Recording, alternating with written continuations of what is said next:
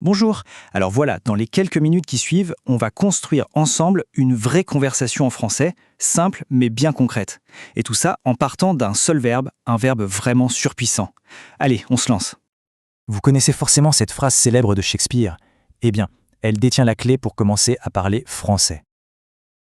Le mot magique, c'est être. C'est ce verbe qui va être au cœur de tout ce qu'on va voir aujourd'hui. On commence donc avec ce fameux verbe « être ». C'est vraiment le plus important pour démarrer. Et ce qui est génial, c'est qu'en français, il nous simplifie pas mal la vie par rapport à d'autres langues. Absolument. Là où l'espagnol, par exemple, a besoin de deux verbes, ser et estar, le français, lui, se contente de être. Juste avec ce verbe, on peut dire qui on est, comment on est et où on est. C'est un vrai couteau suisse linguistique, l'outil parfait pour commencer. Ok, on a notre outil principal. Maintenant, comment on démarre une conversation ? Logiquement, par une salutation. On va donc voir les manières les plus simples et les plus courantes de dire bonjour en français. Alors, voici quelques essentiels. Bonjour, bien sûr, c'est le grand classique de la journée. Bonsoir, c'est pour la soirée, pour un ton un peu plus décontracté, entre amis, salut, c'est parfait. Et bien sûr, la question indispensable, ça va, c'est vraiment le meilleur moyen de lancer l'échange. Bon, maintenant qu'on a salué, il est temps de construire le cœur de nos phrases. Pour ça, il nous faut des sujets, les fameux pronoms personnels, qu'on va tout de suite connecter à notre verbe star, le verbe être. Et les voici les personnages de notre histoire, le qui de la phrase. Je, tu, il, elle, ce sont les fondations. C'est sur eux que tout le reste va venir se construire. Ce tableau, c'est un peu notre anti-sèche. Il nous montre très clairement comment on attache une personne, comme « je » avec son verbe « suis ». C'est comme ça qu'on obtient les bases de n'importe quelle description. Je suis, il est, nous sommes. C'est la structure de base. Une fois qu'on a cette fondation solide, comme je suis ou il est, l'étape d'après, c'est d'ajouter de la couleur, du détail. Et c'est là que les adjectifs, ces mots qui décrivent, entrent en scène.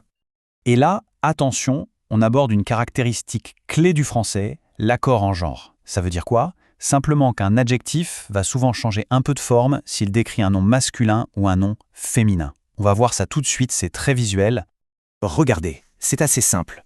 Pour l'adjectif « grand », il suffit de lui ajouter un « e » pour qu'il devienne féminin. On a donc « il est grand », mais « elle est grande ».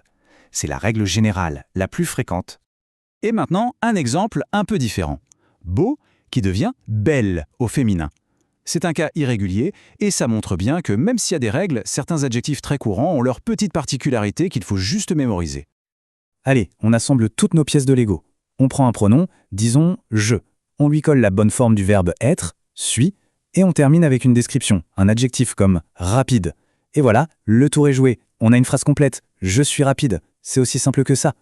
Alors, le point vraiment important ici, c'est qu'on a maintenant tous les ingrédients. Les salutations, les pronoms, notre verbe clé et les adjectifs. On a tout ce qu'il faut pour assembler une vraie petite discussion. Et voilà à quoi ça pourrait ressembler. Personne A lance « Salut, ça va ?» Personne B répond « Ça va bien, et toi ?» Et là, on peut ajouter nos descriptions. Je suis intelligent, enchanté, moi je suis rapide, et hop, c'est une conversation. On a combiné tous les éléments qu'on a vus pour se saluer et se décrire. Et ce qui est incroyable, c'est de réaliser que cet échange repose sur seulement 3 composants. Un pronom, le verbe être et un adjectif. Juste avec ces 3 briques, on peut créer un nombre infini de phrases pour se décrire. C'est vraiment un système très puissant. Et voilà, les outils sont là, prêts à être utilisés pour se décrire et parler du monde.